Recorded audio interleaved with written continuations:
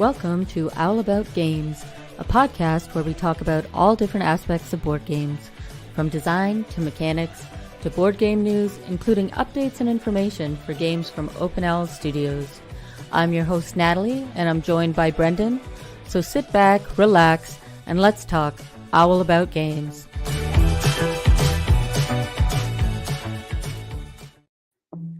Hello, everyone, and Brendan. Hey, give me, I'm going to let you be here for a second. Give me 30 seconds. I know we're live stream, but I got to take care of one thing and then I'll be right back.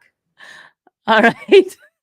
Well, we love action here. Anyways, so for today's episode, it'll be Brendan and I will go over our regular studio updates for each of our games.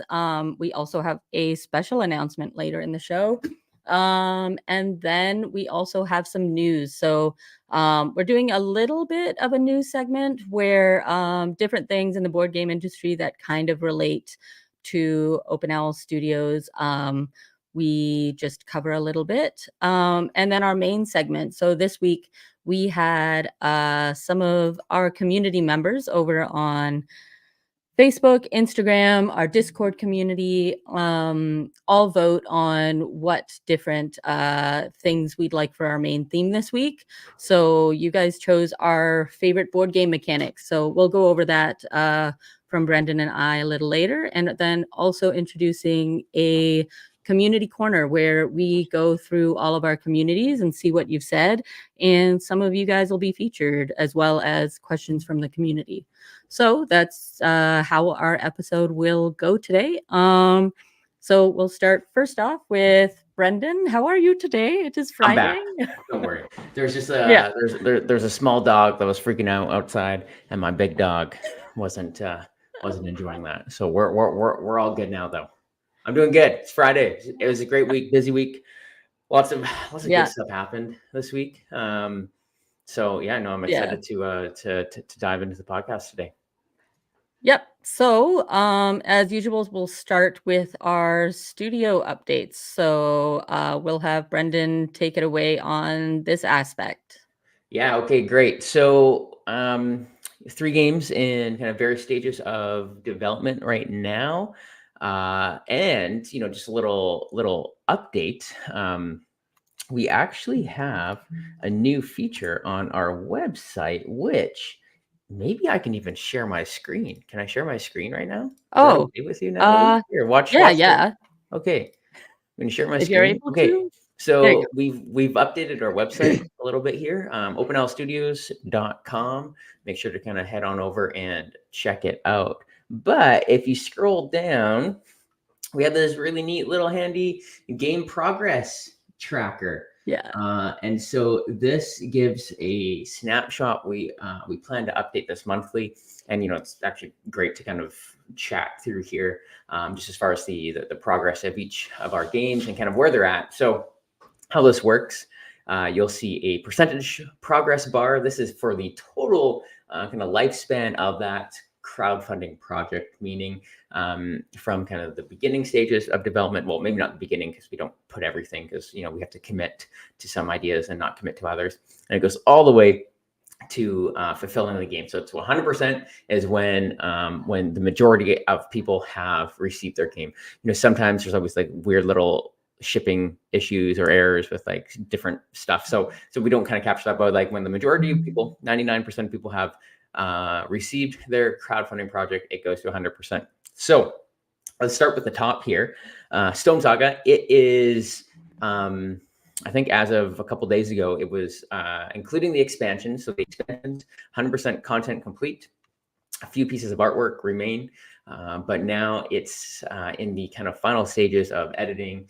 We had our rulebook guy, Adam Baker, go through a first pass, a few months ago. A bunch of changes since then.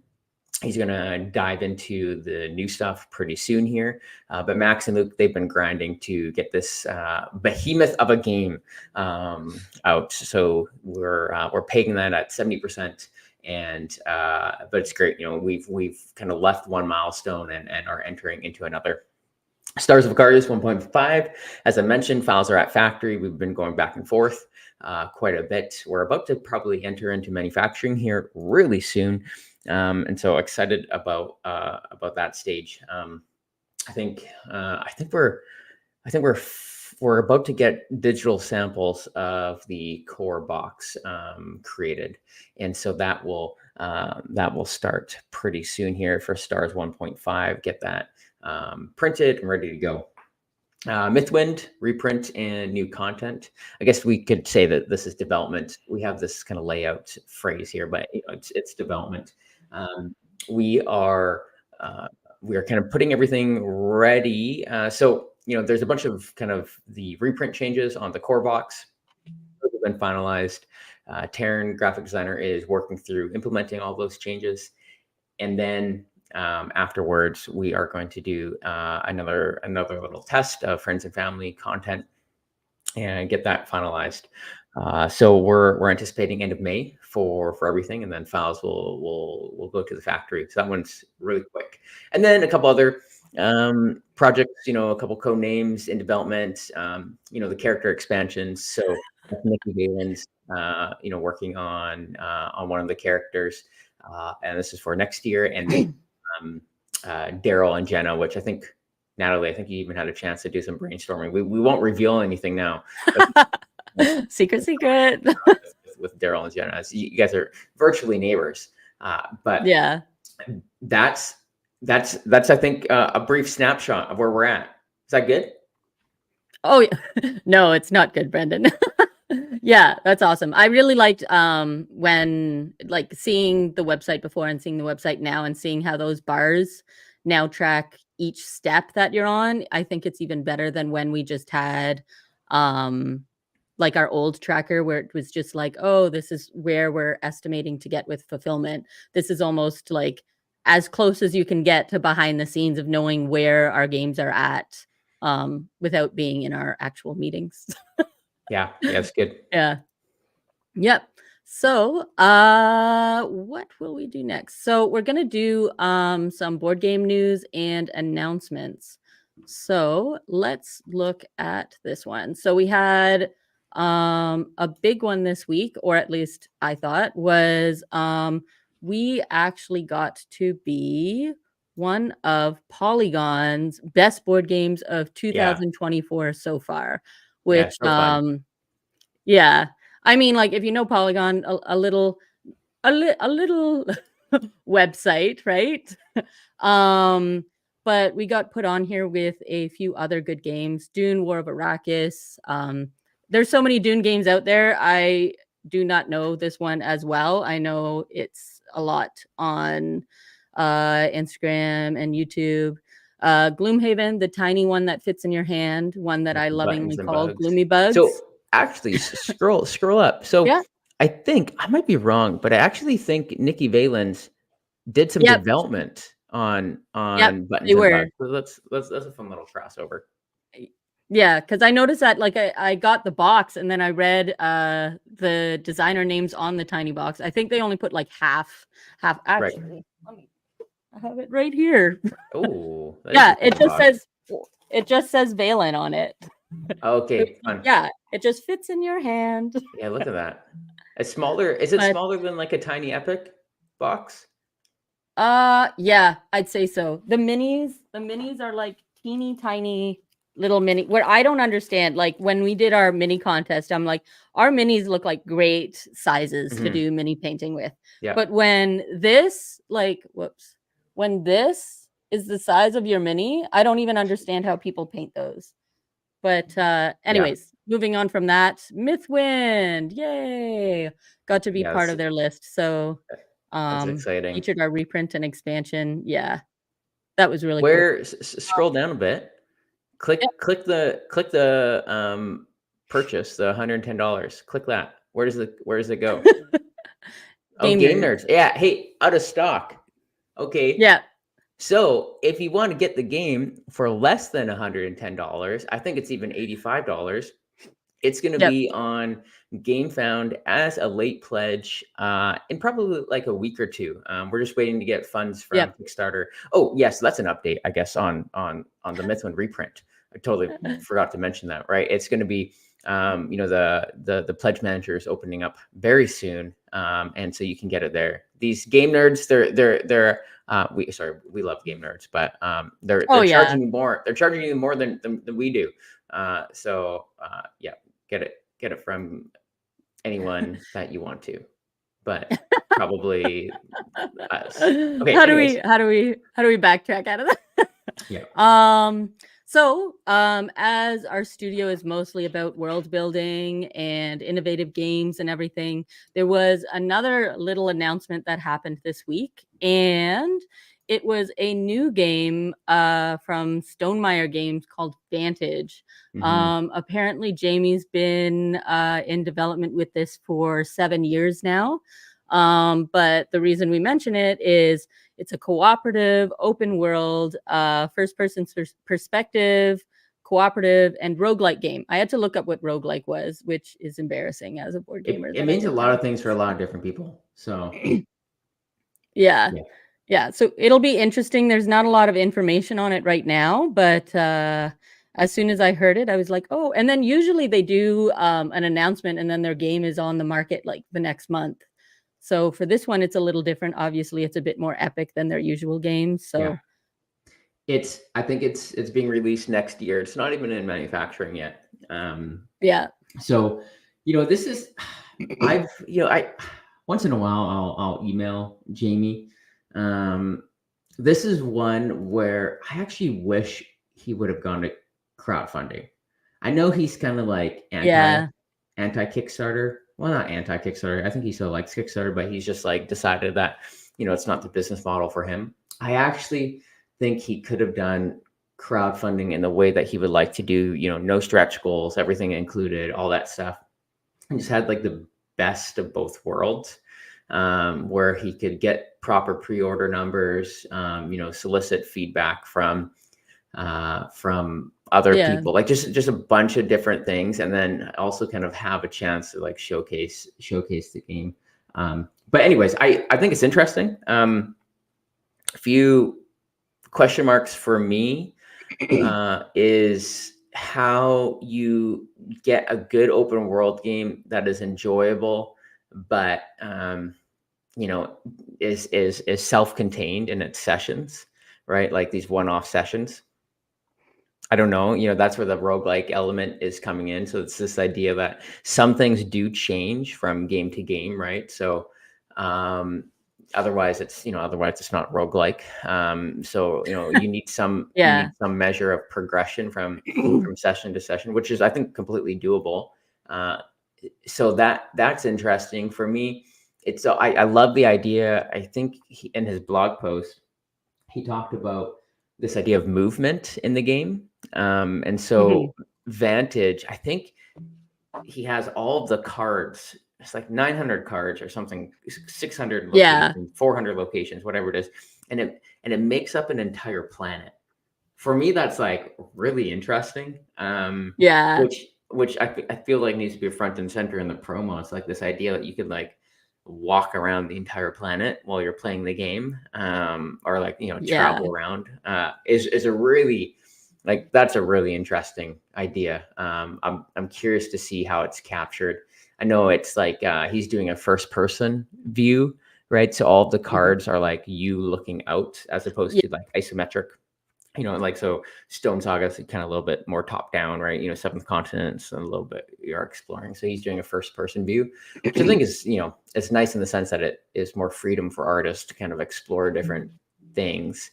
Yeah. So I'm curious. I'll probably buy it just for curiosity's sake. I haven't, I bought Expeditions. I think was that his last release. I bought Expeditions. Oh, yeah. I have that as well. Yeah. Enjoyed that. I haven't played a lot of games in the past couple of months, but it's good. So yeah, very cool. Yep. So, I think that's oh no. So that's it for news that's outside of our studio. but we do have one more special studio announcement that Brendan will go over a little bit. Yeah. So hey, this is really exciting for us. We are. Oh wait, unclick that. Unclick Oh, it. Okay, here we're both okay. clicking it. Here we go. But I just wanted to set us up a little bit, Natalie, Okay, before we get there. sorry. So Natalie and I, we've been talking for a while now, and I've been thinking this even kind of before Natalie joined the team. Just about like, we love our community. We have so many great spots to hang out. We have this podcast, we have Discord, we have Facebook, Instagram. Are we still on TikTok, or a little bit? Not really right now. Oh wait, sorry. I think you're muted, Natalie. Oh, sorry. Yeah, we're there. We're there. It's Okay. just not as active right now. Yeah, Yeah. no worries. Right. So we're on all these places. I know we're really active in Discord and Facebook and Instagram, which is like there's so many good spots to connect with our community. But there's been a part of me that has felt pulled in like a gazillion directions. Just like me personally, not Natalie's doing a fantastic job. But I used to, for those of you who were kind of around a couple of years ago, I used to be like really in on all the conversations, responding to everything, all these different elements. But as our team has grown, we are 6, soon to be 7 full-time people with another, 10 to 15 contractors on a monthly basis. It's a lot of my job is kind of managing the team and doing these different things. And so I've been asking myself, hey, what's the best way to kind of connect with our community? Do a lot of the behind the scenes stuff that I love doing early on. And I think Discord and Facebook, these are great spots for like established games for people to kind of share questions, share their experiences or painted minis, all these things. Maybe not the best platform to share like exclusive kind of behind the scenes content. And so we've decided to create a membership program. So Open Owl membership. It's on Patreon. You can actually go there right now. And Zhao said thank you, but I'm going to thank you. I believe you're the first actual member of our member community. I saw a little notification pop up on my phone. Oh, wow. He's also the developer of the Stone Saga app, which is very cool. But Oh, really? Oh, good to have you. yeah. He's he's great. I'll post a link here in the chat. But this is our Patreon link. It is it's our membership, and let me kind of take you through what it includes because I'm really excited. So first of all, it's an exclusive community. I'm going to be in here at least once a week with a post, and I'll be kind of responding to comments and stuff. For me, I'm just, I haven't been on Facebook in a couple of weeks because I got locked out, and then I just never bothered to log back on. And I'm like, oh, this is actually not a bad thing. So I'm just going to channel my energies here, going to do a lot of behind the scenes stuff. But something that I'm really excited to offer is for every member of, when you're a member of our Patreon, when you're an Open Owl member, you will get free shipping on every single crowdfunding project that we release. So you don't ever have to worry about shipping price, no matter your pledge level. You can get the core box, free shipping. You can get it all in, free shipping. So you can actually just start to do the math, and you're like, oh my goodness, like I could get one pledge from Open Owl, and that basically just covers my membership fees for the entire year.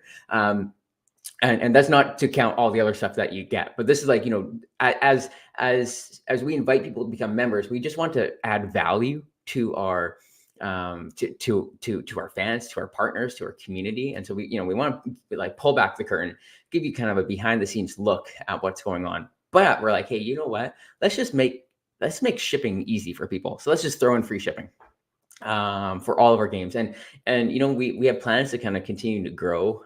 We did 2 campaigns last year. We're doing 2 or 3 this year. We have plans for 3 or 4 next year, and some announcements still to come about that. But like really exciting stuff. And then so that's free crowdfunding on all crowdfunding games that we release. And this is starting with the Mythwind reprint. Okay, so Yeah. we haven't opened up the pledge manager yet because we haven't got the funds yet.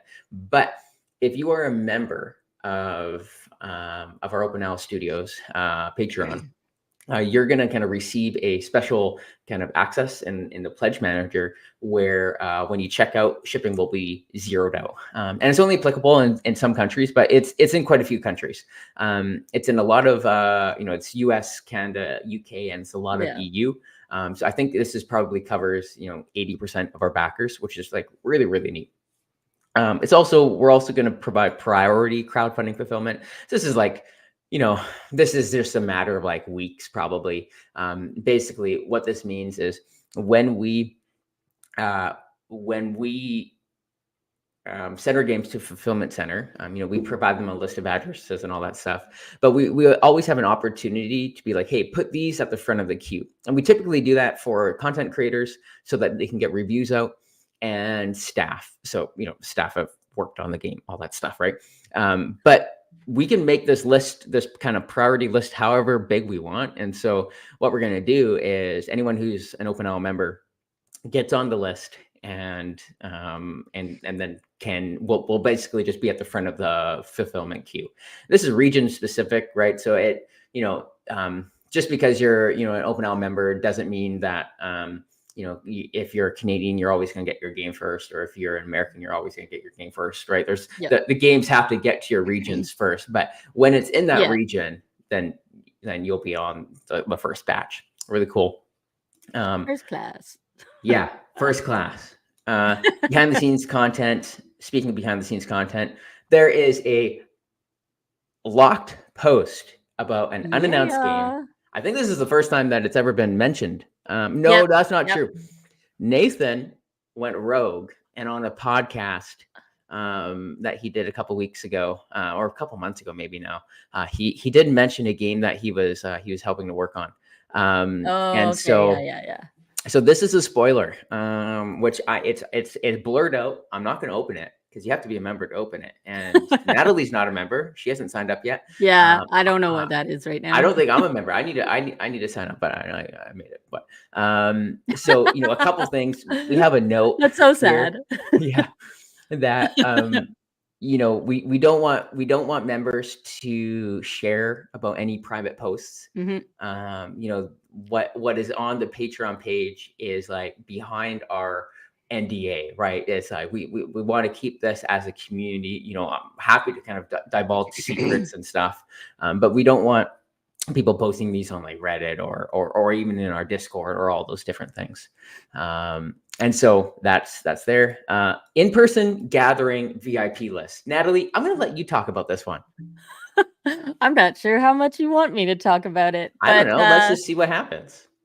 Yeah, that's how we do it here at Owl About Games. Anyways, so in-person gathering VIP list. So we are going to start in-person community events at different places.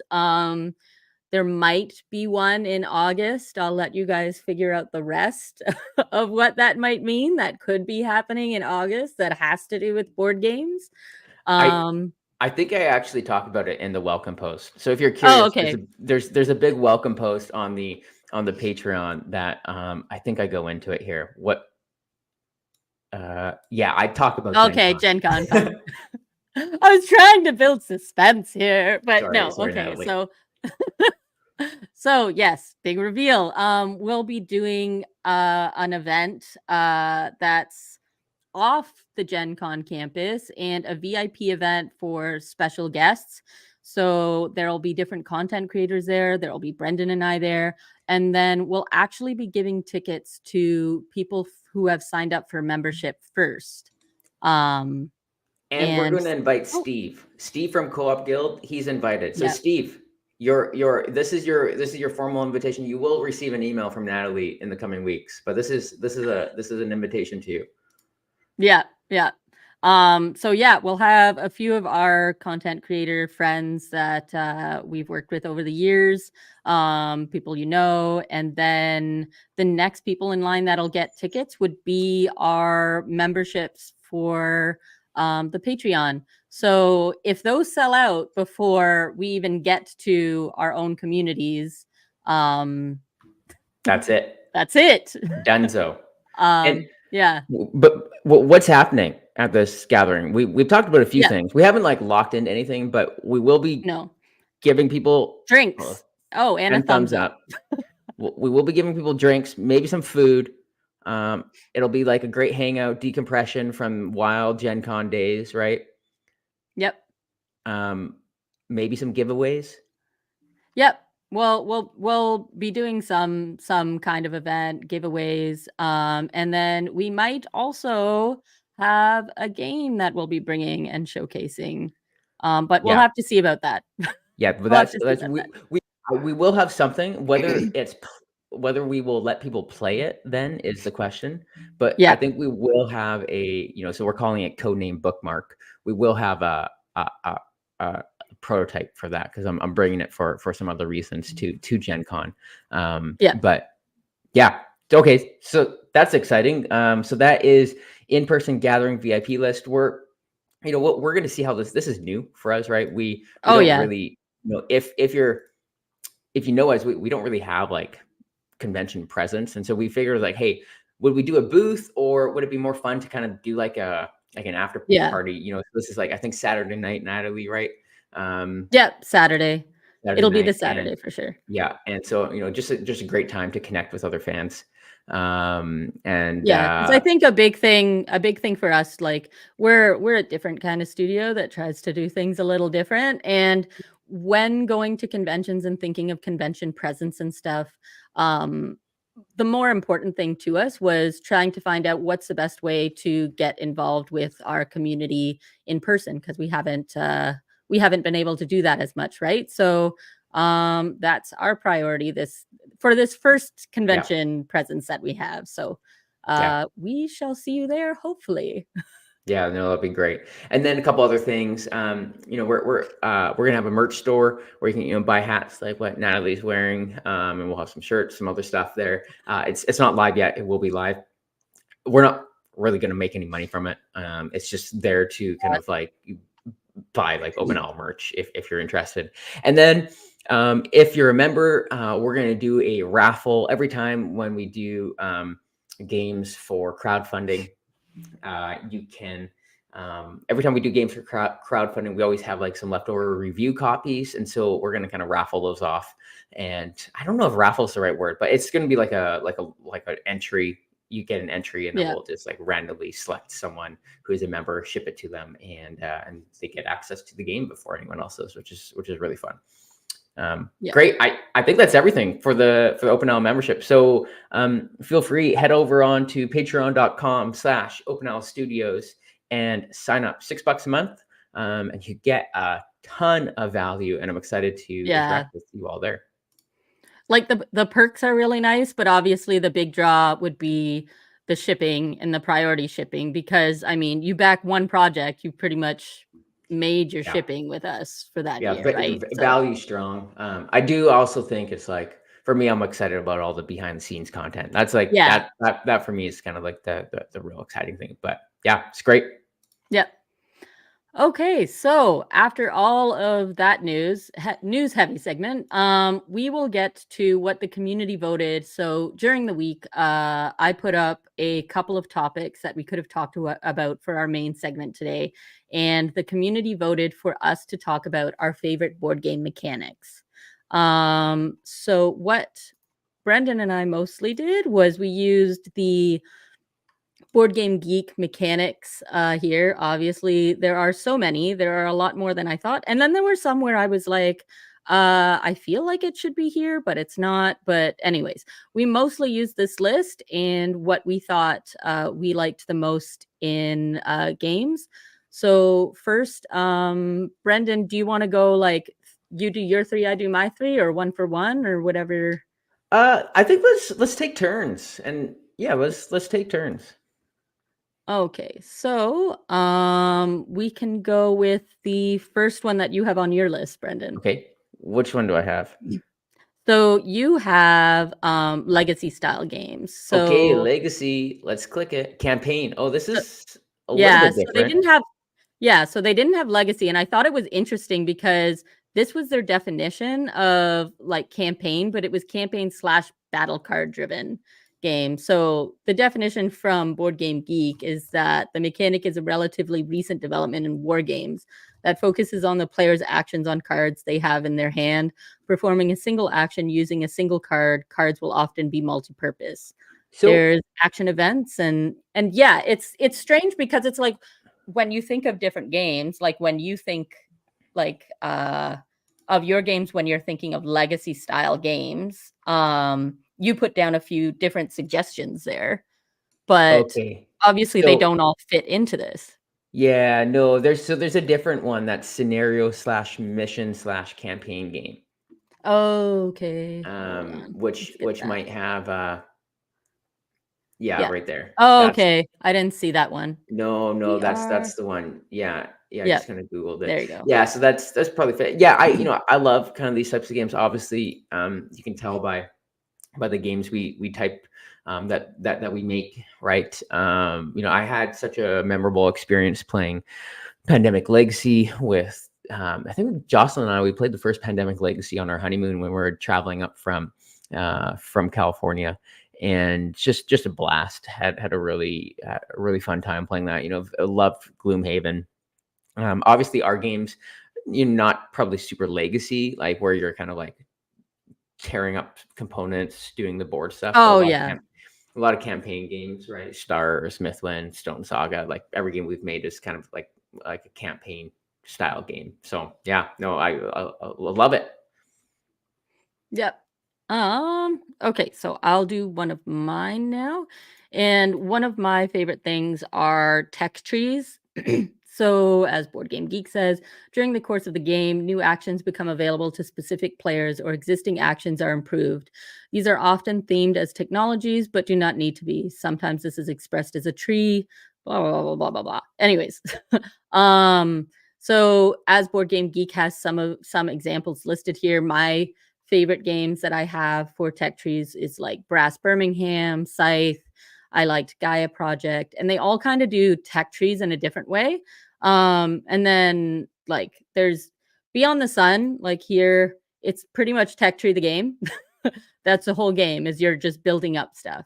But then also obviously with when I'm thinking of our games, it's like, well, we have our building tech tree that we have in our rulebook for Yeah, Mythwind. And for me, that was actually really helpful when I was playing it myself. When I finally got to play it myself outside of our weekly 1 minute campaign videos that I was doing, and I got yeah, to nice. venture in myself. Because obviously there's a large pile of buildings that we have. So seeing like the structure of how different buildings go on towards the rest of our game. But yeah, tech trees I really like. It's like a small little aspect in some games. But just building up towards something is something I really like. Yeah, it's great. Okay, so my second one is narrative style games, narrative choice paragraph. Oh yeah, yeah, I like these. And Yeah. my first game is on the list. So Sleeping Gods. That is Yeah. one of my.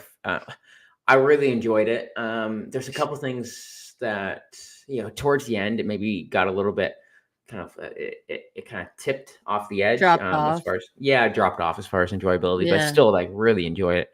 And then same with Tainted Grail. Had a very similar experience with Tainted Grail. I thought the story was really neat. I loved how it was told. Both cool Yep. games. Seventh Continent, enjoy that too. We love narrative style games. As far as like in the style of Sleeping God, Seventh Continent, maybe not any of our games are like that. Our games are kind of like a real kind of mixture of like story and gameplay. Yeah. Stars would be like the most traditional one. Mythwind, the story is kind of Yeah. like as it goes. But Yeah. we love our stories.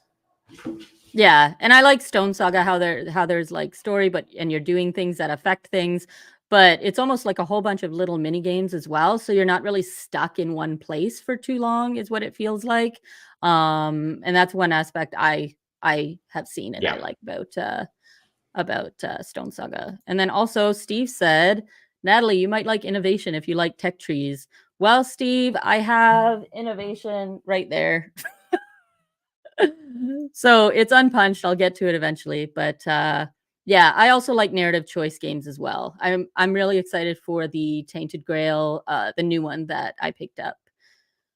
So we'll get to the next one on my list, and if people know me from for a while, Solo solo games. and solitaire games are kind of how I even just got into the hobby Yeah. myself. So what I think is strange for me, obviously solo games, you don't really need to describe them as much. You play by yourself.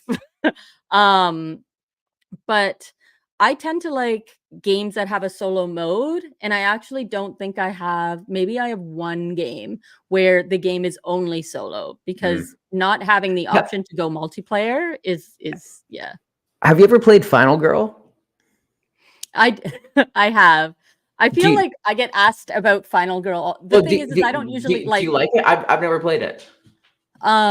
So with Final Girl, it's like I liked some of the mechanics that they had, but Yeah. one, I'm not like a horror scary Okay, person. sure. So if I feel like certain games like that, or like Arkham Horror LCG, all those sort of things, if the theme doesn't hit for you, there's other Mm, games that have similar mechanics that you can go with the theme. The other thing is I feel like if you start off not great because there's dice rolling and card right. management and stuff, you almost like fail down. Like you might as Yeah, well just it's like restart. why even keep on playing? Because I know that I'm not going to win. Yeah. So So like for here. me, Oh yeah, no, go ahead.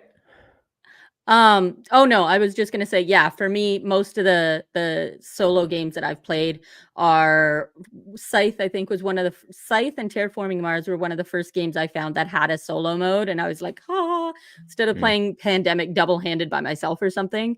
yeah. And then other games I found were fan-made solo variants, actually, that Great Western Trail, it turned into their official one. Root, it became their official one. Ones like that, those have been like really good for me. So Hmm. Okay, here's a question for everyone in the crowd and you, Natalie. in the crowd. How do we feel? And if you're listening to this later, you can comment. Why do we use the word solo game when in, an adjacent industry like video games, people call it single player, right? Single player, multiplayer. So for me, when I hear the word solo game, I'm thinking of like people who are not, in the industry, right? Yeah. Um, people who, do, who are external, who look in, it's like, oh, why would I play a solo game? That just feels so lonely. That's my initial gut reaction behind Yeah. solo. But people do solo activities all the time, right? They read books, they do puzzles, they play video Hmm. games, they do all these things. And so I'm curious, like, and this is, a little bit of a question. It's like, would it be more accessible when we, if we were to call solo games in the board game community single player games? Hey, I have, I'm playing the single player Yeah. card game, blah blah blah blah blah. I don't know. Yeah, because I remember I was looking into that because I remember you mentioned it at one point again, and I was curious myself to be like, why the heck did that happen? And I think some people are like, when you think of video games, they are usually already single player, that it's like the bonus feature of a game is when it's multiplayer. And then when it's a board game, you're typically playing them multiplayer. So the bonus feature is the solo player. But at the same time, I do agree, like solo just, it always sounded so lonely when I'm like, yeah, I play games solo, like almost a little bit more embarrassing than I'm like, yes, I just play games by myself. It's Single player sounds like I have the option to play with more players. Well, and I think the thing, right, is as single player games, board games get more and more popular, uh, it's just gonna be more and more common. Be like, hey, like, what did you do on the weekend? It's like, oh yeah, I played this board game, and then Mhm. it may or may not have been with people, right? Because it's like, as it gets more and more popular, it's like, yeah, I think board games are a great way for people to connect, but there is, a desire to disconnect from online, right? Yeah. And engage kind of in the physical world with kind of physical objects and all these things. Anyways, that's a little tangent. I'm just Yeah. planting the seed. Single player. Single player. So thoughts for the community to think on and linger on later that I'll catch in the comments after the live Great. stream. So yeah, you can get to your, we only did 3, you guys. So Oh, yes. this is Brendan's last. Last one is, it's asymmetry. I don't know if this is a Yeah. mechanic. Is it a mechanic? Yeah. So when I Variable was player looking at it, powers. I couldn't find, there's that and there was variable setup. So I feel like they both kind of integrate together, but Same. variable player powers, I Yeah. think is closer to what you were wanting. Yeah, same thing. I like when, you can play the game twice and have kind of different conditions around it. And all the best games have it. Dune Imperium has it. Yeah. Like every game, I feel like these days has to include some level of asymmetry, just to make the Yeah. game interesting. It's harder to balance as designers, but it's just more fun. So yeah, I love Yeah. asymmetry. I mean, the first thing when I think of asymmetry too was root, just because like it's massive. The whole point is like asymmetry there, Yeah, right? So root is like, like if we end of do the spectrum. if we do well, no, I would say Mythwind is the end of the spectrum. Yeah, yeah, you're right. You're I right. I say root is less asymmetrical than Mythwind. Mythwind is more asymmetrical than root. Yeah, because there are Um, aspects that are similar to everyone, and it's more your end game goals for yeah. your characters is what's Yeah, and your different. and your and your actions, but it's like, yeah, I think like they're both very highly asymmetrical, Yeah. but yeah. Yeah. Oh, and Steve also mentions Spirit Island, which I Yes, like. love it. I like Spirit Island. I have my own thing with it. It's like I love the theme, I want to love it, but and apparently it has really great single player, but for some reason it never really clicks as much with You know, me. one reason why it gets pretty fiddly in the number of steps that you end up taking in Yeah. whatever the non-spirit phase. And so Joss, my wife and I, we really got into Spirit Island for a while, and we became pretty good at it. And then we started introducing, like, there's these variants where you like take on these different challengers just to increase the Yeah. difficulty. But I just found like the extra, like, I don't know, the steps was just really, it was a lot. So we sold it. Yeah. Yeah, I sadly don't have my copy anymore either. But other people do. So I've played a 5-player one that was ridiculous, but it was good and we still won. So anyways, my last board game mechanic is multi-use cards. So not a big definition here. It's just multiple actions are shown on a card, but only one can be used. It sounds like the beginning of a movie quote or something. Only one Nice. can be used. Anyways, for me, like obviously there's so many games that do this, but one of my first games that I had for multi-use cards was actually Oh My Goods, and it was my introductory to Fister games as well. So in Mm, Oh My Goods, you can use it as a resource, you can use it as a way to build up different resources that are like higher up on a tech tree. You can use it for money. They become victory points as well. So it was just it's like it's a simpler game with a little bit more of a thinky bit, but for me those multi-use cards was introductory here, and then I was looking for it in most of the games that were out there when I was looking for board games. yeah, it's fun. We just played San Juan yesterday. Myself, Oh, uh, Taryn, and Nathan, and I think that would classify as multi-use cards. Maybe yeah. not. I don't know. Who knows? Yeah, I mean, if you use it for different things, and I feel like it depends on how people view multi-use cards as well. Sure. Like if it's like one or two things, right? Oh my goods, that card obviously has their cards have like a lot of purposes on it, but anyways, so that's our talk on our favorite board game mechanics. Love it. So what we will just do quickly now is our community corner aspect, where we're going to look at some of the comments that you guys had for favorite board game mechanics. So here we have Dane from our Discord community that said, this isn't common, but choose your own adventure is done in a fun way via Above and Below. Hmm. I haven't played Above and No. Below or that series. Sleeping Gods, Distant Skies I have, and the Primeval Peril one, and I've really liked those, but I'm not sure how similar it is to this series of games for Choose Your Own Adventure. Yeah, no, I don't know if I've played a Choose Your Own Adventure game. I Yeah. played like a lot of the story-driven stuff, Yeah. but yeah, no, I'm not too sure.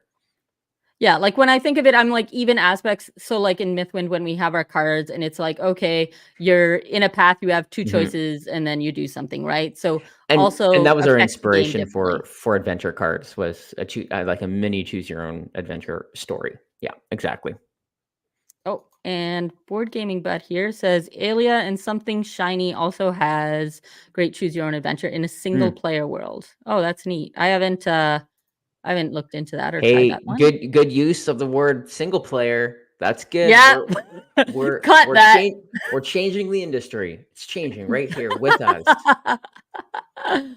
Let's see. So, okay, I don't even know how to GDDHWK. I don't know, Get Good hawk. Hawk or something. Okay. So they say legacy games and large narrative campaign games are my weakness. I love things that carry over from one playthrough to the next. In a lot of Yeah. other games, I find right about the time I get whatever engine I'm building up and running, the game is ending. Yeah, agreed. It's one of my least favorite things to Terraforming Mars. Even though I don't want that game to keep on going, it always like is sad because I'm like, oh, I did all this work and now the game is over. Yeah, It's exactly. it's kind of what it feels like. And I'm I kind of a think, person who builds up for a big yeah. turn, and then it's like, "Oh, the game ends before I get it in." So I think this sentiment, I might be wrong, but I think this sentiment is going to be increasingly more common with people who like grew up playing video games quite a lot, especially like role playing games like Skyrim and like Elder Scroll series and stuff afterwards. It's like we're just used to continual progression, right? Whereas like things Yeah. are they keep on getting better and we're unlocking more and more and more. And this honestly, it's like a little bit of like my driving force and like with the games we design. It's like this idea of like growth, right? We love that. So Yeah. Yeah. So Gnarly Carly wrote, "Revive also does Mm, multi-cards really well. Love it as a mechanic. I'm also a fiend for all things worker placement, enjoying Anachrony and Feast for Odin a lot lately." cool. Yep. I actually have Worker placement's Anachrony, great. the big box, and Yeah. I haven't gone back to it for a while, so I really Okay. need to. I haven't even tried the new single player mode that Oh, they made for it. So it apparently improves a lot more. Like, I still liked the single player mode that was from the old game, but yeah, and Revive is really good too. sweet. So PJ Max Sr. from Facebook says character customization. Most of the big box chip theory games do this pretty well, as does Role Player, which I used to think or throw this into more like when we were talking about variable player powers or asymmetry. Like, I think of that, but I'm like, yeah, Role Player, the whole game is just creating your character. Mm, Which I thought was really neat. I don't have actually I gifted forward my Role Player to my sister. nice. Um, but yeah, and then Chip Theory games, I'm not as familiar with them. I have their 20 strong games, which I really enjoyed, but not their bigger games. So Yeah, it's like character progression over the course of a game is typically how it yeah, works. Yeah. yeah. Small Mountaineer says, "Hi there. I too am here because of my relatively newfound love of campaign games. I'd like to recommend The Adventures of Robin Hood from Mm, Cosmos to everyone looking to ease friends or family into the subgenre. It's rules light with a solid, slightly hokey Robin Hood-esque story." that's great. And I love that Small Mountaineer. I imagine this is about Mythwind that they stumbled on our games Oh probably. yeah, That's great. Hey, welcome to the yeah, community.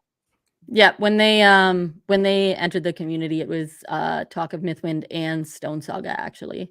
So good. Yeah. And then our own Kevin. team member, Kevin, who does logistics and some of the customer service help, says he loves asymmetry as well. So now we'll just have, we only have one question actually that was given to us earlier. So if you guys want to ask any questions, now is the time before we end the show. But Steve from Co-op Guild said, "As for a question on chat, I'd love to hear about which game got both of you into the hobby and industry." I'm gonna say I played a lot of games growing up. I loved. We did these kind of big Axes and Allies like sessions with like my brother and my cousins. So those were fun. We played a lot of like classic Risk growing up. But I think like the game, so those were great. But I think the game that was like kind of the next level beyond those types of games that really got me interested was Risk 2210. I don't know if you've ever. I think Oh, they're reviving Risk 2210 right now. I don't know who it is who's reviving it. It might be Restoration Games or Hasbro. there's so many copies of Risk, so many different types of Yeah, Risk now, this one but is the best one. okay. It's like classic Risk, You but then heard it here. it had powers. Like you get these like hero Oh, commanders, I guess. Each commander had associated cards that then you could play. Like you could nuke people, you could go underwater, like with like a water commander. I don't know. It's really neat. Love the game. I think that probably sparked. I remember playing that in like early high school. Early high school, and like it'd be a snow day. A couple of my friends would come over. We play Risk 2210, have some great sessions. But yeah, great. Oh, Own the Moon. Anton Ard says yes, Own the Moon. Yeah, exactly. So one of the things you could there do it is is. it Okay. had the game board, and then had a separate like little board for the moon. And so you could build like a moon base or something, you build like a launch pad, and you could like go to the moon, and you could like leave the Earth, which is really fun, and you could like build I'm like out of a this. yeah. Well, okay. Also, another great thing that Risk 2210 did is that it had a 5-round limit. I think that was probably the most genius thing. So it's like there's only 5 rounds of the game. So you knew when the game was Oh, ending. that is good. Yeah. Yeah, you knew when the game was ending. But like going to the moon was a kind of a fun strategy because you go to the moon and you could like build up like a lot of like nuke cards, and a lot of energy, and then you could like just nuke the Earth, and then you can do like this like weird random like moon assault where it like randomly draws like a few locations on Earth, and then you can send all your moon troops down to the planet and then take over the world. So yes, This is so Anton, wild. thank you for that just bringing that memory back. That was great. Yeah. So, I mean, I was going to say Risk was actually one of my first big family games as well, but it was just regular Risk. It was not big, Which is fancy, still go good. to the moon. Yeah. So Risk and I think Pandemic, and those were like not when I was like heavy hit into board games, but my dad used to have Risk and he taught all of us. And I mean, one of the big moments I remember is my immediate family is just 4 members of us, and my sister was really small, and the Risk, like, thank goodness for the Risk 210 whatever version, because it could last Yeah. forever if Yeah. you didn't have like a round limit. So our games would last a full day, maybe 2, but my sister would always end up out really early. And then when she was little, she was like crying so hard because she Yeah. was so sad she lost, but at the same time, 100% laughing, crying at how ridiculous she was at the same time. And I'm like, that's always what comes to my mind when I think of Risk. But Wow. yeah, Risk I'd say is the same thing for me. Good old Risk with all the memories. I wonder what the new Risk will be in like 20 years. Is there Yeah. going to be a new I Risk? got her Or the what's Lord of the Rings one, but I never tried it. I guess it's going to be different because back then there weren't a ton of games to choose from. So in 20 years, when people remember the games that they used to play, it's going to be much more varied answer because it's just like there's so many games. Anyways, great, loved it. Oh yeah. Great podcast. Yeah. I mean, obviously we went a little longer than we usually That's do. We try okay. to keep it for half an hour, but we had a lot more of our own studio announcements, plus getting through our own topic this month. But yeah, so that was a great podcast. You can leave comments below on your favorite mechanics.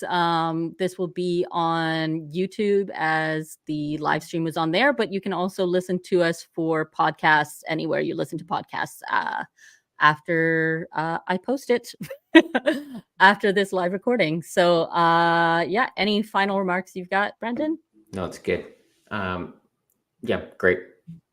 Yep. And then we'll see you next month. So now we are starting our podcast to be the first Friday of every month. And our next episode, we might just have a couple of the designers from Stone Saga for our next episode.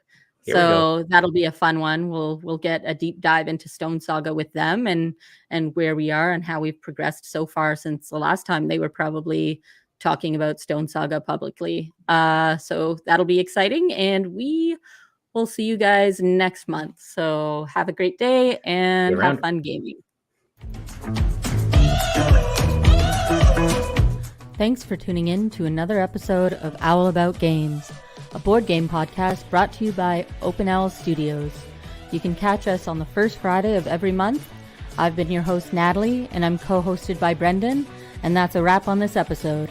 See you next month.